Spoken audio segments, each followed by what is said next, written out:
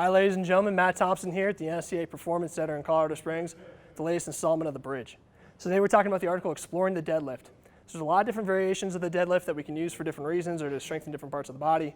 So what we're going to do today is walk you through 3 of those variations and just different reasons to use them, as well as some advantages and disadvantages to each. So John, here's our athlete. I'm going to go ahead and have John set up in a conventional deadlift position. So things to focus on here before he lifts off. Number 1 is that we're going to have a very neutral spine position, okay? Head's in neutral as well. And then his shin position is about as vertical as we can have it for an athlete this tall. So he's nice and tight. He's locked into the bar. He's going to go ahead and lift off. Good. And come down and relax. All right, so a couple advantages to the conventional deadlift. Number 1, classic reason we do a deadlift in the first place is there's a lot of load on the system. So we get a nice response out of this lift. Okay, some disadvantages. Number 1 is high stress on the spinal erectors. So for people with lower back issues, sometimes that can create an issue. And also for very tall athletes, this can be a very tough start position to get into. So moving forward from that, we're going to talk about the sumo deadlift. So here, he's going to set up with his feet in a much wider position, okay? And he's going to hinge back and grasp the bar. So he's going to pause here. Again, we have a very vertical shin position, nice neutral spine, head is in neutral. From here, he's going to go ahead and lift off.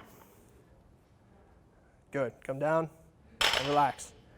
All right, so as we mentioned, advantages here. Much easier start position sometimes for taller athletes to attain. A couple other things is that we have a decreased amount of stress on the lumbar spine and on the spinal erectors. And a lot of that stress actually shifts onto the glutes, so we're loading up more of the muscular system, hopefully a little bit less on the structural system. Okay. And then from there, we talk about disadvantages. So really the biggest one that we have with the sumo deadlift is that it's a very wide stance. So sometimes you'll see that called less functional. Obviously with a stance that wide, you're not going to see that very often in sport or in life, but it's just one of those things, maybe you want to think about that when you're programming. All right, so here we're going to go with the RDL. So he's going to set up in a normal position.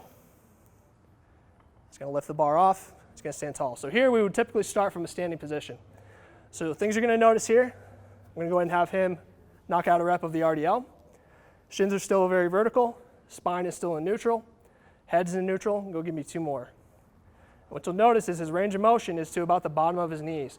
For him right now, this is what's comfortable. This is where he's getting a nice stretch on the hamstrings and where he can maintain postural stability. So he's going to go ahead and set down the bar and relax. All right, so with that position, we're basically talking about a greater emphasis on the hamstrings and a relative range of motion. So with a deadlift from the floor, you're starting from the floor regardless of your height, regardless of your angles, anything like that. Here he has a relative range of motion to load up the lift appropriate to his build. Another thing that we use the RDL for is as a precursor for Olympic lifts, a teaching tool for the hip hinge, and for numerous other things within the Olympic lifts as well. So it's a great teaching tool for those. One disadvantage that we can talk about is probably just that increased spinal erector stress again, like we have in the conventional deadlift. So to recap, conventional deadlift, we're talking about great system load, maybe a little bit tougher for taller athletes to get into. Sumo, maybe a little bit easier position to get into. And then the RDL, great teaching tool for a lot of different aspects of what we want to do here in the weight room. So ladies and gentlemen, please check out the article Exploring the Deadlift on NSCA.com. Thanks for watching The Bridge.